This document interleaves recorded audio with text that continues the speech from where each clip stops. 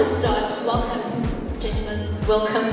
Thank you so much for respecting this invite. I know you could have been anywhere in the world. In the world, like I literally mean that, in the world. They could have been anywhere in the world. These are global stars. They've seen it all, they've done it all, and they're about to do even more. So without wasting any more time, Colin, I want to start with you, right? The theme is building from ground up, and we have seen you, we see you in our streets, we see you being there for the young people of the Rand West. Can you just tell us, what does that theme mean to you as somebody that's still so, touched base with the creativity of the Rand West? I would like to thank more especially the opportunity to bring me here as one of the panelists, as Colin Wakwa Monna from Greenhills. Guys, this thing here, fashion, to be quite honest with you guys, it's something that needs a drive, not only passion though. You must also have a drive. And one thing that I like about myself is continuously, is that thing of pushing and being inspired by other people, more especially international brands. Because to be quite honest, when I started everything, not everyone was doing fashion, like recently. And that pushed me, and that makes me more, I would say, happier, if I can say it. Thank you.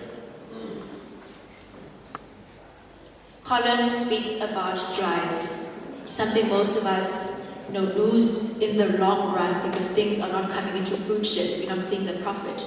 But what he's saying is that the drive must keep you going. You know what I'm saying? It's not the profit that's going to keep you going because it doesn't come every day, but the drive is going to keep you in this industry. And my next question will be directed to Mashilo. So you are a global, international, fashion recognized brand designer. I want you to teach us, what does it take to be a luxury brand? What must happen for somebody to be called a luxury brand? I just want to take this opportunity and say thank you so much. And I'm glad that I'm sharing this panel with Komodo actually. I'm not sure whether he knows, he still remembers. I never forget a thing. I guess we'll share a lot of my story. There was a time when I was still studying fashion in Swanee North College, and there was an event for young designers actually. And I was the last designer that needed to showcase it. They said my show is to cancel, I can't showcase. And I fought, and I said there's no way that my show is not going to be seen, my clothes are not going to be seen, because I took time to build this thing, you get what I mean? And that's where I started realizing that I have passion for something. I have a passion of fighting for my own dreams, fighting for my own imagination. And my story was simple in Swanee North College, and my approach was global ambitions. I love global ambitions, coming with global strategies in so many different ways. And then I remember when they called me in my lecture, said, why do you want to do fashion? And I said, I want to design one dress that will pay my rent for 6 months. You get what I mean? I don't want to design so many dresses. And let me tell you, whatever what you say in your mind and you repeat it, you end up becoming it. And I end up becoming what I thought Melanie Rose wants to be. And I said, the brand is going to be Melanie Rose International. And from there on, everything I've been attracting an international. I don't chase, I only attract. Yes! And the main reason and for me to do that was to change the perception of how we are viewed, especially in our industry, like how we are treated, you get what I mean? My strategy for global ambition was to change the perception, because whatever what we buy perception, the status feeling, and that's what people want, you get what I mean? And then I said, you know what, I'm going to drive this brand to become a global and recognized brand. And after I've never showcased in South Africa before. And since I come out from Tshwane North College, I started showcasing in Paris, and I got an email from the Ritz Hotel, and they said, "Hey Mac, we want you to come and showcase." And I called Basitsana Kumana, mother, and I said, "Mom, I got an invitation. I don't know who's this guy." And he said, "You know what, is it the Ritz?" And I said, "Yes." He said, "That is the most expensive hotel. That is the legit." And I was like, "What?" You know what I mean? And that's where everything started.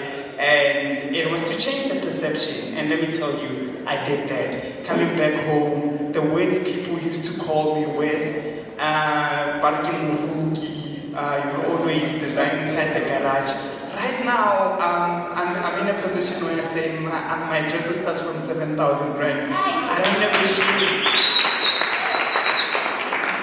I really don't negotiate. So for me, with my global ambition, help me to create value, to create the pricing, to change the perception, and everything is endless. I think this time it will be my 4th year showcasing in Europe. I've never showcased in South Africa, and guys, it's very important to have a strategy. You have to strategize things, and I always tell my team, and I said, we need to think long term. I'm a visionary. With my global ambition, I said, I'm going to showcase in South Africa in 2029. For now, I want to focus in Europe, I want to focus in China, I want to focus in UAE.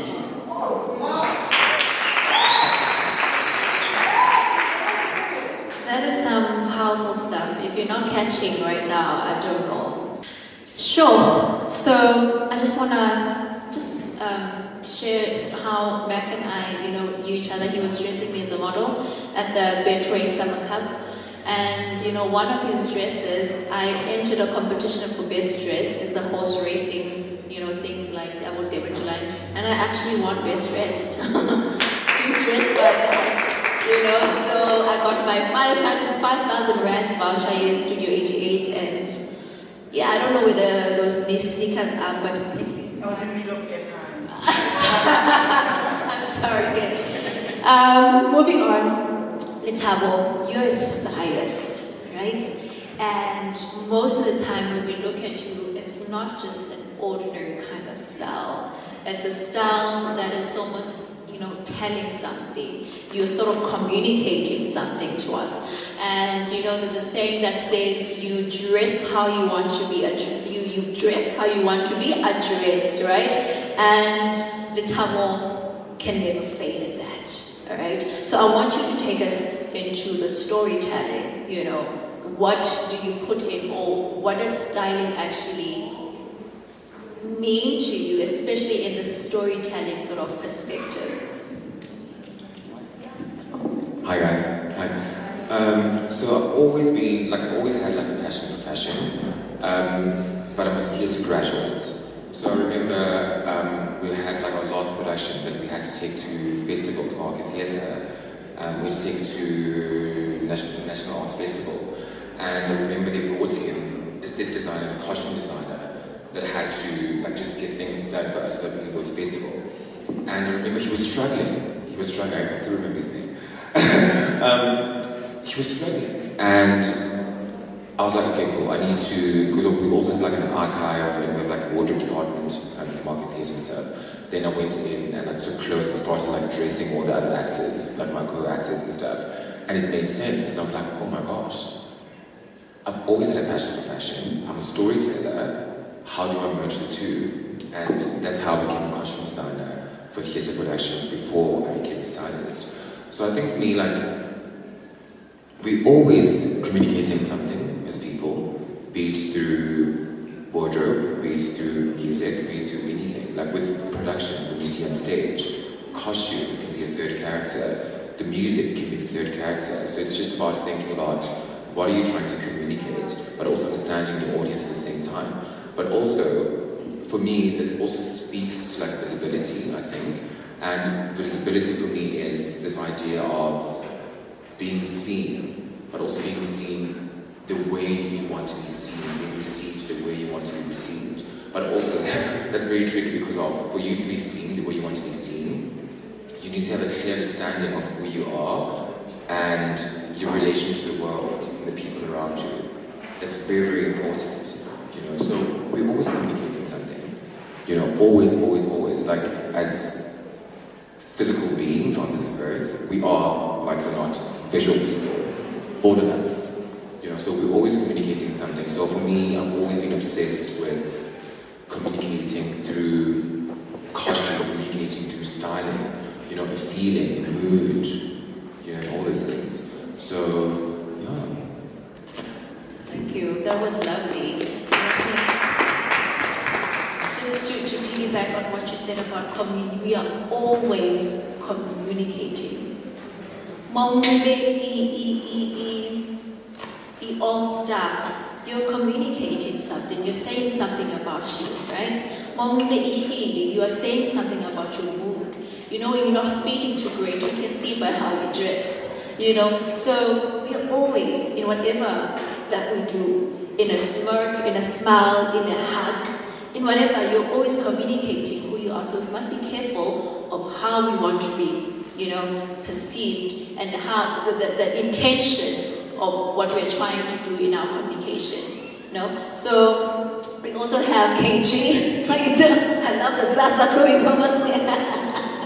KG, you are the founder of KS Models Academy, right?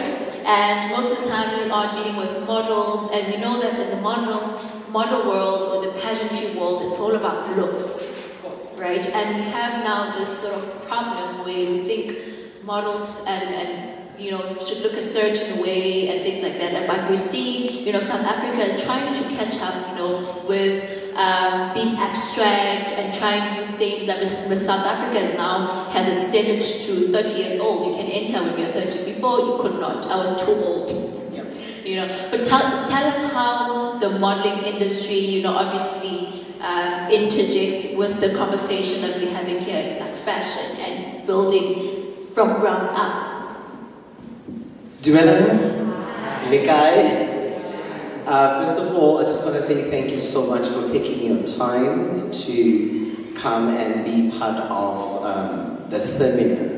It's cold and you could have been anywhere else in the world, but you decided that you're going to spend the most available position that you have. That is your time. You know, once you invest time into something, you can never get that time back. So please give yourself a round of applause for investing in this design.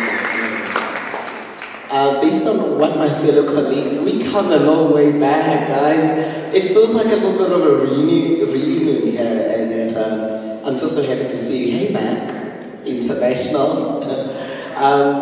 You know, the modeling industry, it evolves around advertising.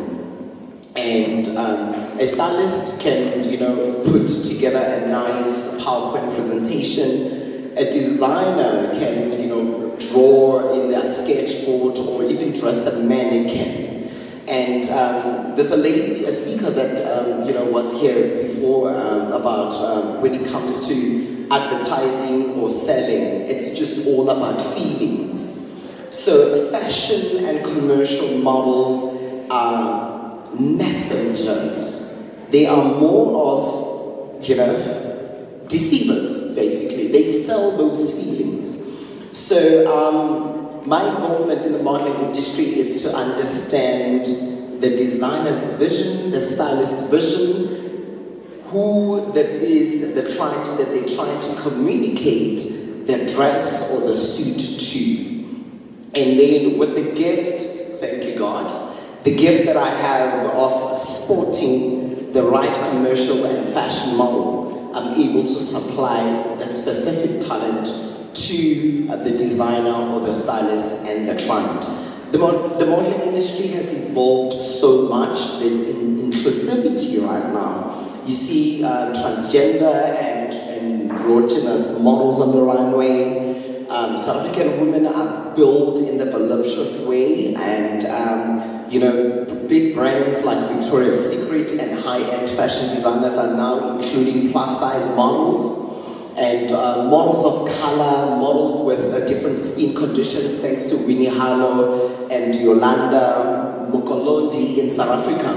So the industry has evolved, and also with the AI internet generation, that era that we find ourselves in. But again, when it comes to Africa and the marketing industry, we are still 50 years behind. The marketing industry is booming and is regulated in the 5 fashion capitals. That will be New York, Milan, Paris, Tokyo.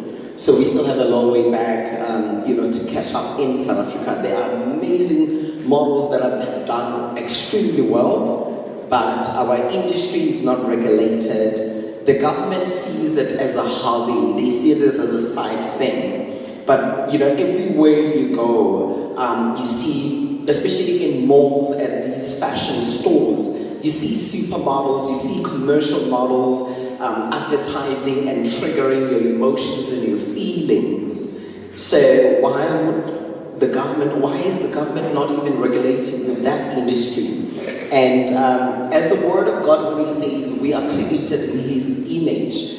The fashion and commercial models that I have scouted, they actually embodies that statement so beautifully. And to finish off the designer's beautiful creation and thoughts and feelings, the models then become that cherry on top. I hope I'm making sense. Definitely are. You definitely are. Thank you for that. I think let's tackle this one together. The first question is, how does the power of collaboration look like for you? I'll start with you, Colin. To be quite honest, when it comes to collaboration, collaboration is one of the best key, more especially when it comes to fashion, because you can't be just doing a garment. Let me say, for argument's sake, you specialize in t-shirts as a designer. The minute you mainly focus on your t-shirts and you're going to need someone who's going to do pants or shoes for a model, that's where it becomes a bit easier for you to collaborate with other designers. Excluding that, when it comes to designers, I always make this scenario when it comes to fashion world. Most of the people, they tend to differentiate the music industry and the fashion industry, and they go hand in hand. Like when you exactly when you see the music industry, know that it also goes the other way around. For an example, when it comes to the fashion industry, you get a lot of people just to get that garment to be there, so that you can dress it. In argument say, obviously you must have a seamstress. Let's say maybe you start with a designer to sketch it up. After sketching it up, you must have a seamstress. A seamstress is someone who sits on the machine. Others, people like myself, fortunately enough, you can sketch, you can sit, you can also market the product or wear the product. You understand? Same applies when it comes to the musicians. You've got the people who write the song. After writing the song, you get the person who will sing the song, the actual song.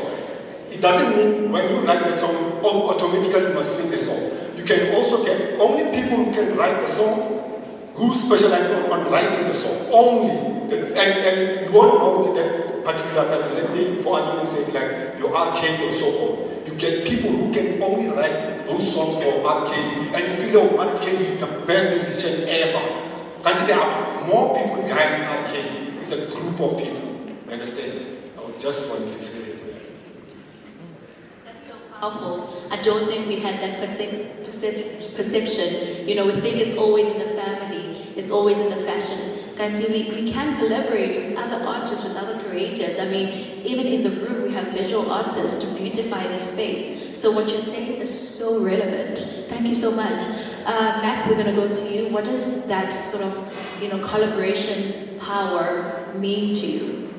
I'm very sensitive with what I do and who I invite into my space.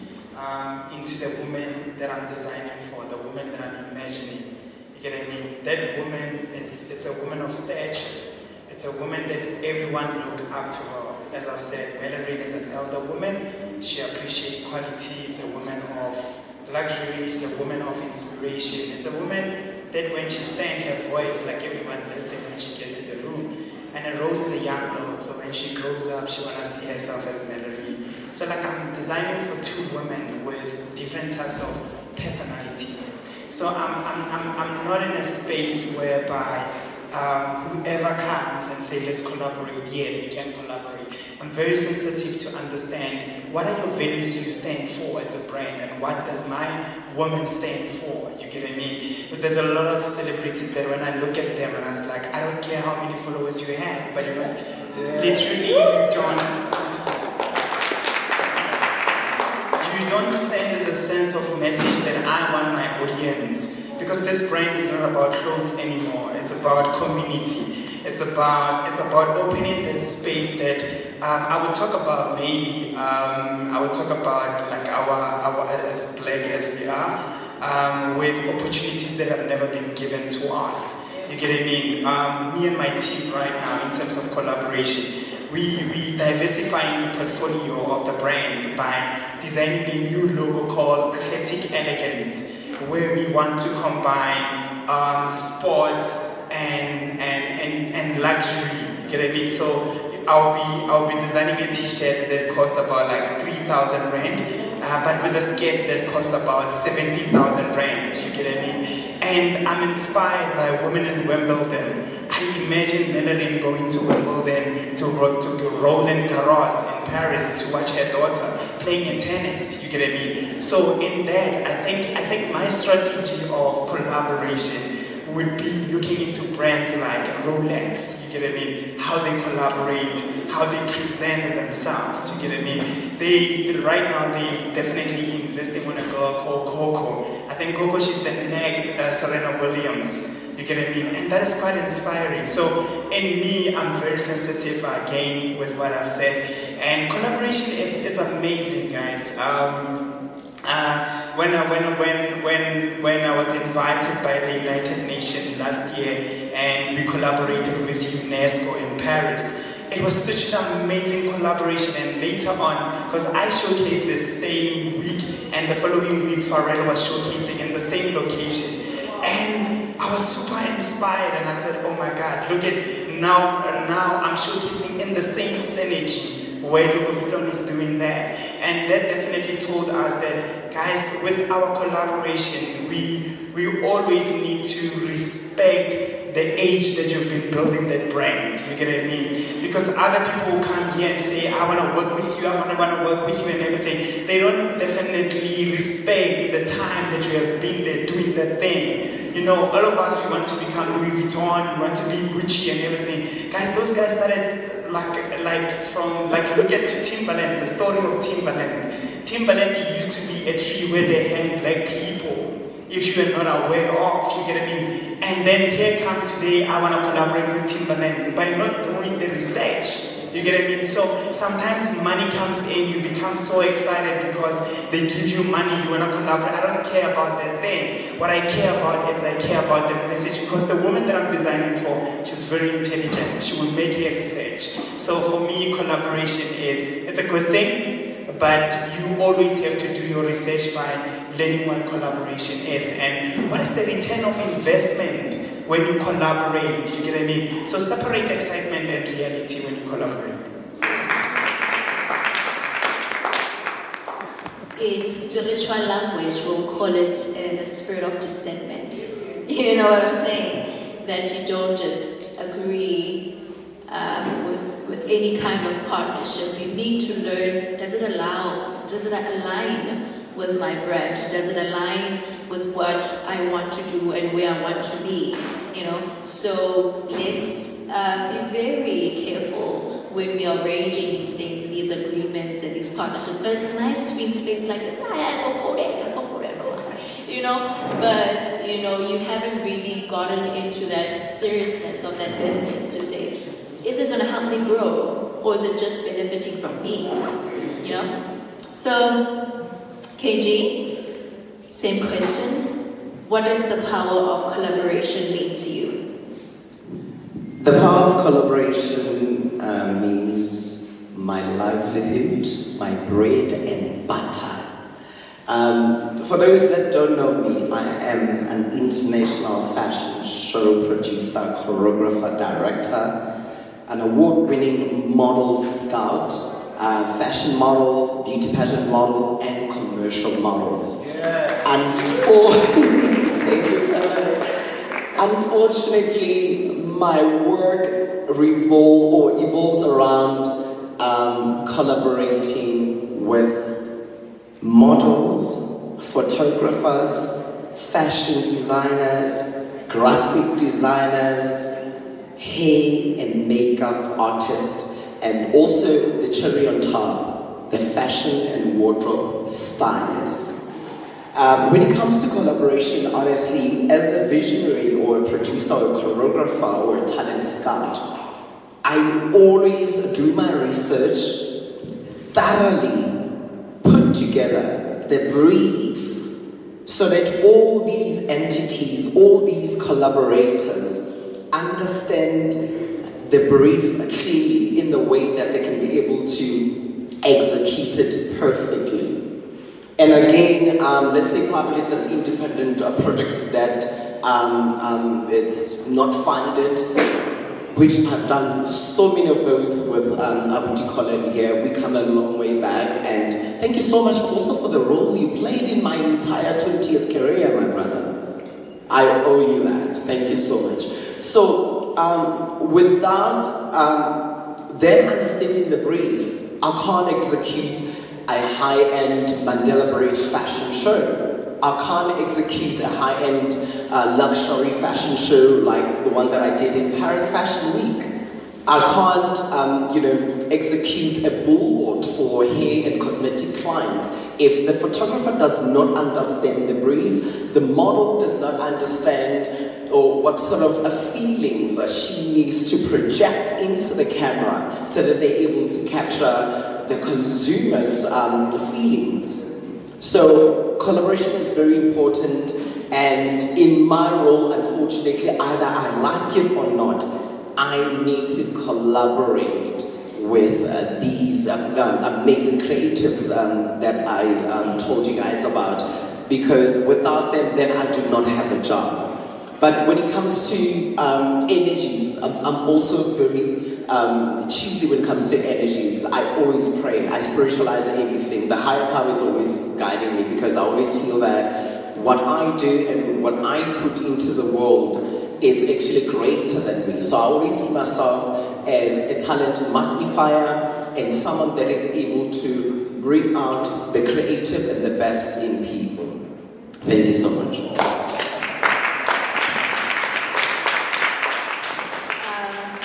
While we are on this topic of collaboration, I've just realized the importance of, even in the ground, building, how important it is.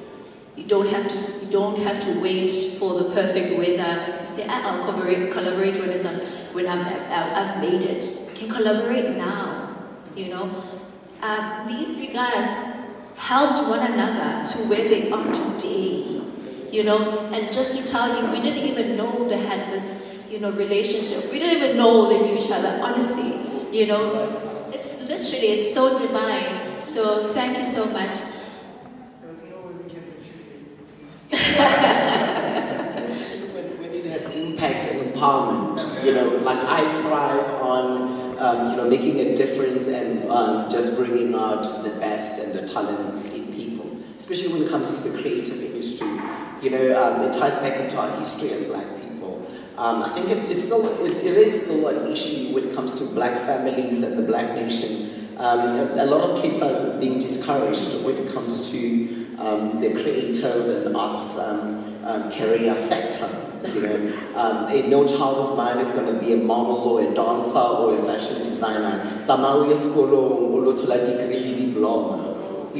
gave us those artistic dreams and talents for a reason and a purpose. And in the last 20 years, I can just attest to this and testify to this. I have been living off my passion. the arts and the artistic dreams and talents that your children have and also your community has, it can actually, create a living, and it can actually put a bread and butter and a roof over their head. Please support your kids. Please support your fellow brothers and sisters when they have, interests and also God-given talents and dreams in the arts and entertainment industry. That is so wise.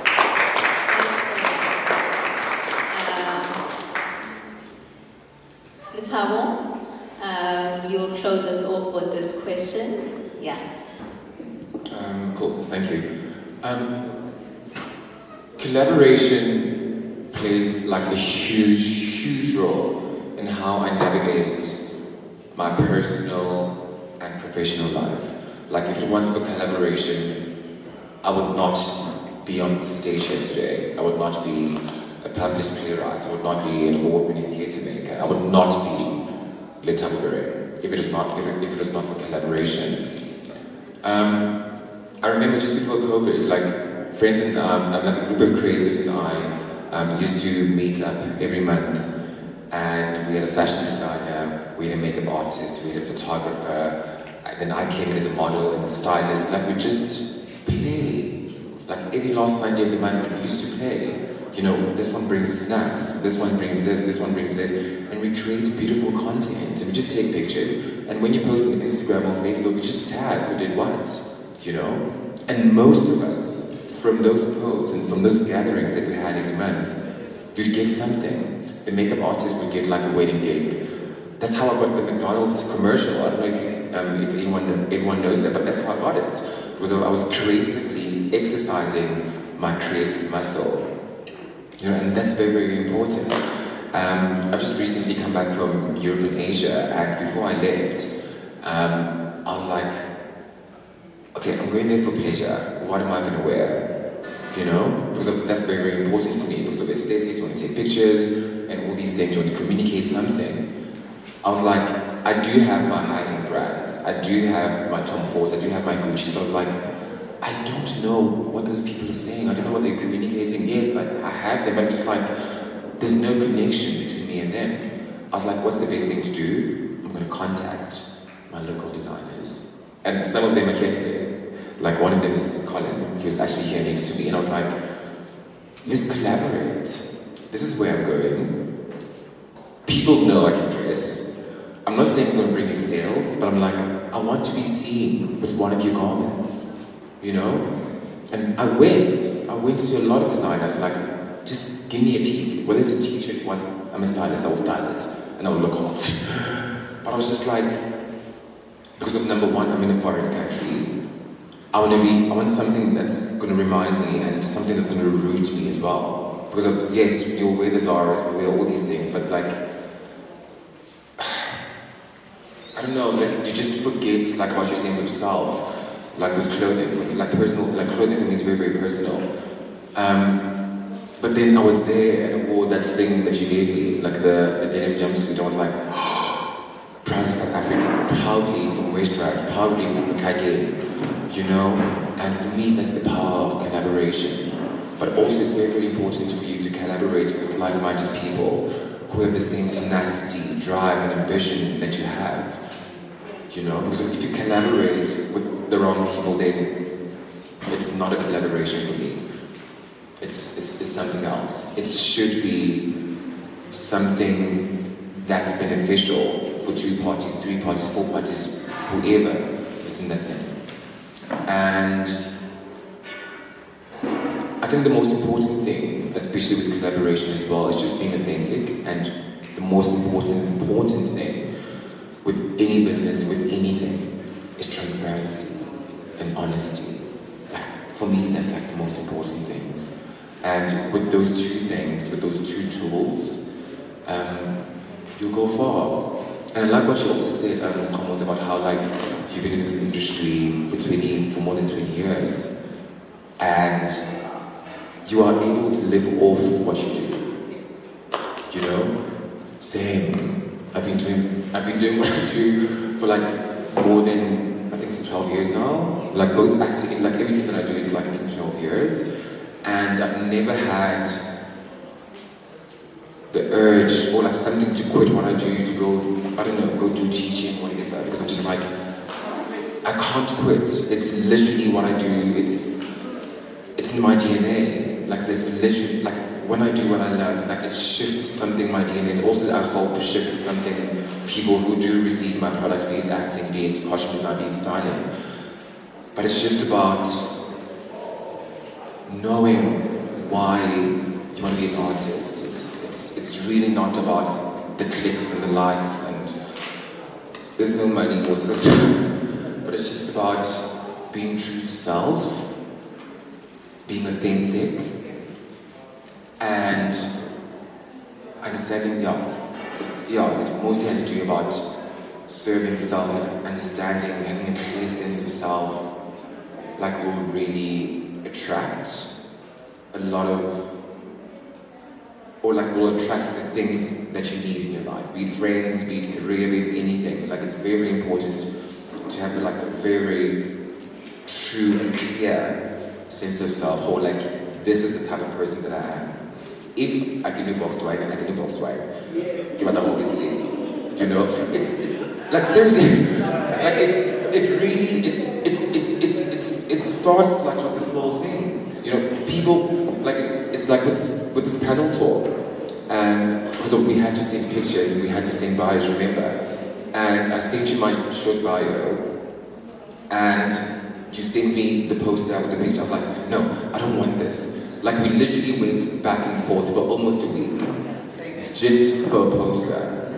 Then I was like, no, please change that. There was like grammatical issues, and there was like a word that's missing. I was like, because I have a clear understanding of who I am, I don't want to be presented or represented that way, because then that's not me, you know? So when you think about, as a fashion designer, as a costume designer, as a stylist, as a fashion icon, mogul, coach, you're a brand.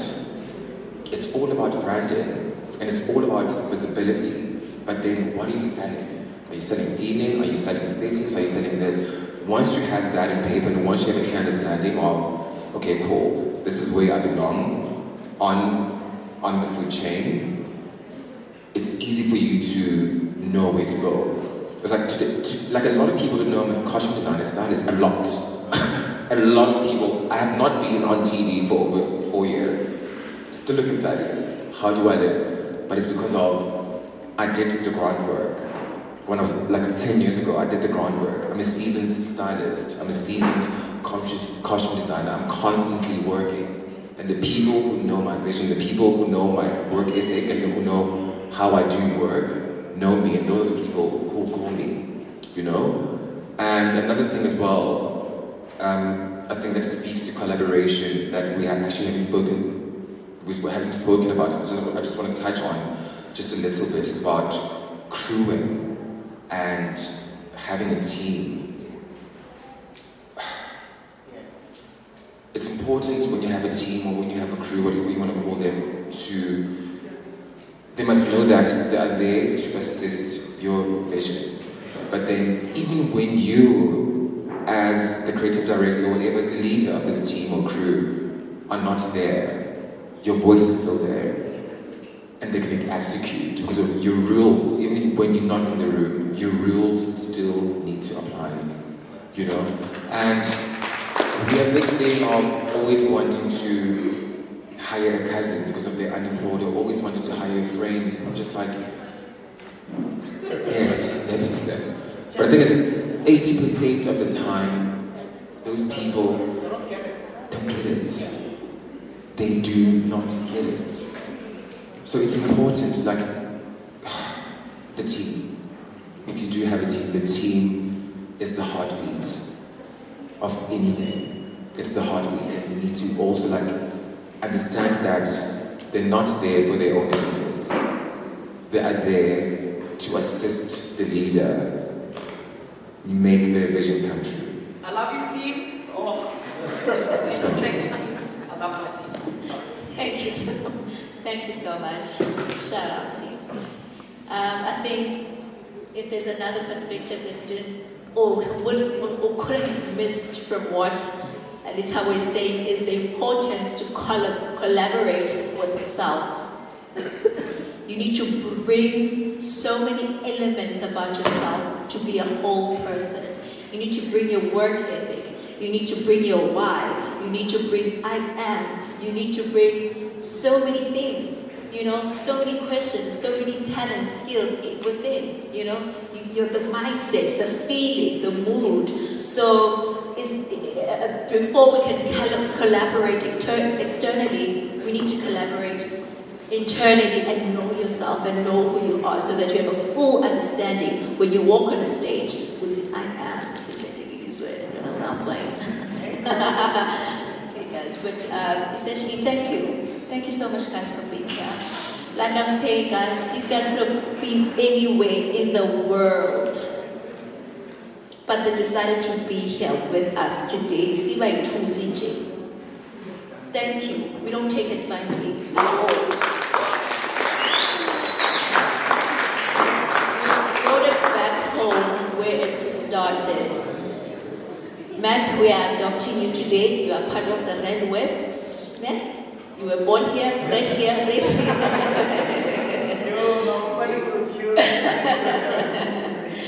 But thank you so much for getting the vision, because the vision is wherever you are, don't forget where you come from. So, siyabonga kakhulu. This will be the conclusion of the panel discussion. Thank you so much. Thank you. We're going to have, yes.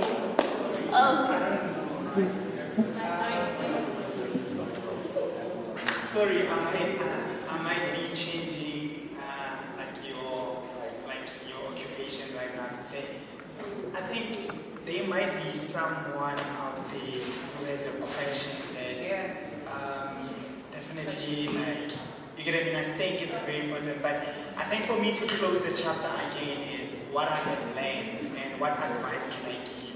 You get what I mean? I think it's very important. What I have learned in the industry myself is take yourself very serious from the get-go, like Oscar Tlaza, like make sure you take yourself very serious. Whether it's cold, whether it's summer, still the same person with the constant mission. That's number one. Number two is when you're in the luxury industry, as like me pursuing the luxury, I wish my teachers, my lectures could inform me that I need to study other foreign languages. You get what I mean? I'm learning French right now. You get what I mean? And for me is to position myself within that market, because luxury is there. You get what I mean? And another times is whether you want to become an engineer. And I would say for you, study maybe Germany so that you can understand, like, you know, engineering, mechanics in Germany is one of the best. So always look yourself as a global person. You get what I mean? So I look at it in the perspective of a long term. Right now, I mean, the other thing that I would love to learn is China, Mandarin. That's where the economy is going right now. It's frustrating USA at this moment of time, right? And one last thing, this is very, very important. I think when you look at me, please guys, don't look at me as I'm coming from a very good family background and everything and stuff. My dad is a taxi driver, he has been a taxi driver, and my mom is a street vendor, right? But one thing that I love about them is they taught me how to imagine. Guys, we've been through a lot to a point we cannot even imagine ourselves. It's not expensive to close your eyes and imagine yourself in an 7-season sheep or in, what you get it in. So imagine yourself. And I want to say, there's a lot of channels and a lot of channels that you can extend that imagination of yourself. I mean, my parents couldn't afford to have DSTV in my family. And I used to watch DSTV, come next door. You know, we say family is a village. When I get there, they know that I'm always watching BBC Lifestyle. You will never gonna find me. I know all the shows in BBC Lifestyle. There's another one right now. It's called Listing Cape Town. and I watch it. And another one is listing like in London. There's another most expensive homes in Britain. You know, when I'm sitting with my mom, I was like, but this house I can afford it. But like, so what are you talking about? She cannot imagine. You get it, maybe? So I want to say one last thing is, designers, we are close to God because we create and we imagine.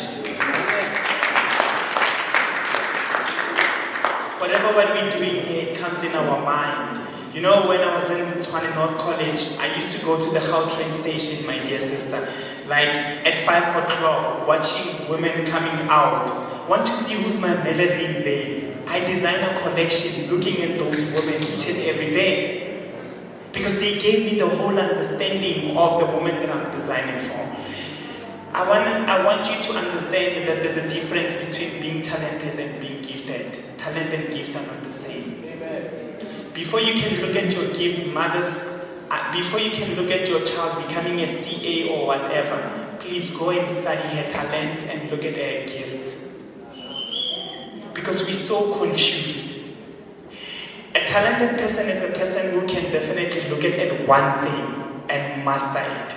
A gifted person is a person who can, like everything that he touches with his hands, it becomes amazing. Do you want me to give an example? I'm not a football fan, but Cristiano Ronaldo, he's talented, and Messi, he's gifted.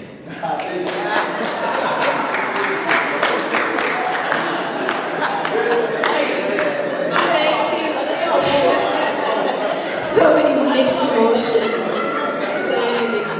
but I think we get the message, we get what Mac is actually, projecting and in wisdom actually. So if you know it, you should take it. That's a very valid question, especially when it comes to Black creative entrepreneurs from rural and township areas. I would say probably I got fortunate to, when I lost everything in 2014, I started my modeling agency at the age of 22 with a zero business qualifications and knowledge. And when I lost everything, I realized that there's something missing here. There is a wealth of knowledge and pulse of wisdom that I'm lacking. I started enrolling in short courses and also joining entrepreneurship empowerment institutions like Shanduka, Umbrella, and the Business Place in Gandhi Square. Fast track to now, I realize what are my strengths are and also what are my weaknesses. When it comes to compliance or tax or accounting or even graphics or all the aspects and components that makes my modeling agency or a fashion show production company or even my media publication successful is the skills, the people that have skills that I do not have. I have someone doing my taxes. I've got someone that is helping me with tax returns and annual returns. So I always say, because artists, you guys are so super gifted in, creating and working creatively. Back to the team, you need to collaborate. You need to employ people that possess the skills that you do not have. I hope I've answered correctly.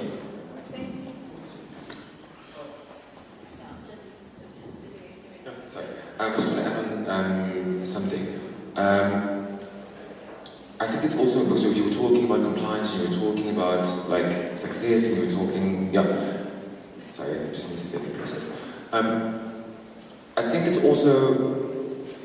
the compliance also comes with, especially for me as someone who's like, I'm a multidisciplinary artist, so I'll do TV, I'll act on stage, I'll do costume design for theatre production, I'll do whatever. I think for me it's also very, very important. So I do have, so with my acting thing, I know I'm protected by the PMA. If anything happens in stage, if I don't get my money, I go to the PMA. With my costume design, my styling things, I'm protected by myself, but I also have people that I know where to go to and all these things. But then I think it's important as well, I don't know if this answers your question, but to always invest back into what makes you money, if I'm making sense.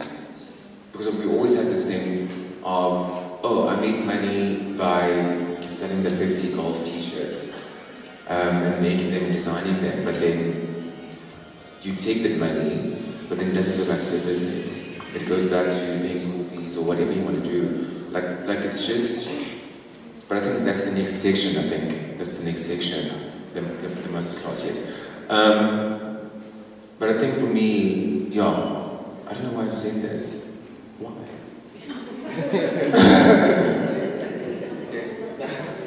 Go, yes. Yeah, thank you for raising that question. It's very, very, very profound. I was listening to, I think when I started getting more passionate about fashion, it's when I had a conversation of the business of fashion. They interviewed Victoria Beckham. And Victoria Beckham said something because she wanted to distance herself from being the Spice Girl and into fashion. Because a lot of people were like, you're just a Spice Girl. And what she said, I started working with people because I wanted to respect the industry.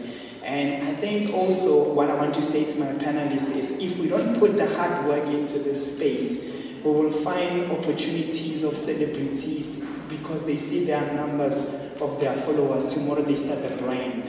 And I think it's us as artists not giving them that opportunity of not delivering, of not understanding maybe the business side of things and everything. And signing, as Mama relates about the signing of contracts and everything. So she said something, she said, I started working for Marc Jacobs to gain an experience. When I was 19, on my 20s, I want to go back. You know, I'm not living in regrets about my 20s. I love my 20s. We're super incredible. I still wish I can just go back. When I was 19, I worked for Motsepe's wife, Dr. Precious Moloi Motsepe, and I was doing marketing there, but as an intern. And I didn't have any paper at all as then, but I've learned so much. So, and then at the same time, after done with the, because I remember when I was at AFI, they said, Meg, you're so talented, you need to leave this brand. And I left AFI, it was Mercedes-Benz Fashion Week, Johannesburg and Cape Town during that time, before when they lost the sponsorship of Mercedes. And then I left there, I came with an amazing ideas that why are we not putting this brand in? Because our clientele is at the airport.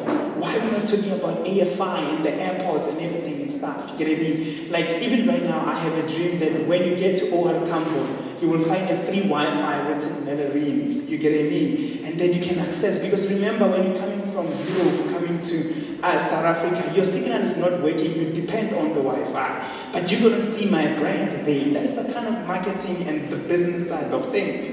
And then afterwards, I went and worked for another designer called Duelo. The brand is called TN Collective. I worked there for 3 years. You get what I mean? And trying to learn and understand, because what I wanted to do is, and by the time I was studying at Tshwane North College, after school, I was going to TN Collective, the design. So I was working dual at the same time. So when I finished my diploma into fashion, I started my brand and I started working on it, you get what I mean? Because I wanted to save time of me going to study and after studying going to learnership at the same time. I wanted to do it both at the same time. It required a lot of energy on that. So, and then now I started working on my brand. On my brand, when I hire, I look at into 3 things: ability, skill, and value. When I hire you, which ability are you having? Which skills do you have? What skills are you going to bring to my brand? What value? Do you value my brand? Do you value what I do? Do you value the fact that we're building this luxury brand in a township? You get what I mean? That's how it is, because our brand, the story of Melanie Rose is from Mapane, Klepgat in the dust area. But that's how we imagine the brand, you get what I mean? And then on that, it's about the whole idea of a collaboration. It's sad. I want to share this with you, because sometimes when you diversify yourself too much, it becomes more thinner. The people that I work with, as we speak at the current moment, we went through the same school. I will share you with this. My lawyer, it's Jane. Jane, we went through the same school. I said, Jane, come and work for me. I have this brand on a pro bono. But let me tell you, I'm going to be like, you need to learn how to influence people. That's how the business person you have to be. And Jane is working with me. I mean, right now I'm showcasing in Milan in September. She's the one that went through the contract for Milan before any other thing. You get what I mean? And then I hired, there's a guy came to me, I don't want to mention by name, he's my accountant, but he left. Sometimes you hire people who wants to be you. That's the scary part about it at the end of the day. And right now he left me, that guy. He's a very important person. And there are people that thinking that we are trees. Without them we cannot move on. You get what I mean? You're going to be tested into this thing. So we were about to close the deal actually because I was selling equity of my company. And that's where you are right. I mean, the guy played a very important role into the brand because we now knew the value of the brand when we want to sell the brand. Because the guy came, there's an investor came in and said, Matt, we would love to buy the brand. We want you to sell us about 20%. You get what I mean? And I said, you know what? I don't know the value of this brand. And I called the accountant. That accountant managed to work on the value, the perception and everything and stuff. Because we've been showcasing over its value on the thing. The minute when we go each and every day to Europe, it's value when we come back to us. And I'm selling that value. And I said, we're not making enough money into the brand in terms of books. But in terms of value, I mean, our show cost about 500,000 to go with my team, my delegates to Milan and everything. That is a value. So when you come to us, we need to put that value into equity. I could not do that if it was not there. But now the investor said, we're going to put 33 million rand. And then now the guy was like, hey, Mike, things seems like they're serious. And then we're supposed to communicate with the investor. The investor is no longer taking my calls. The guy decided that he's no longer going to work with me as well. He's very occupied at work. He's now delaying. I don't know why. Because he was the first person who was complaining that this brand is not making money. We need to find a strategist. And I found the strategy of bringing the investor. So it's very, very complex at some point. But as an entrepreneur, you have to learn all the ropes. I'm now studying business management to understand more about the business. By passion, I'm good at selling. I can sell anything as long as it's quality. As the RWCAC City Arts Council, you can find us, and please guys follow us. Okay, if we are sitting on 300 and something tonight, we must sleep on 400, right? Yeah, well, thank you so much, Panelist. It was such a pleasure to have you, to have your insights. You literally unlocked our perspective.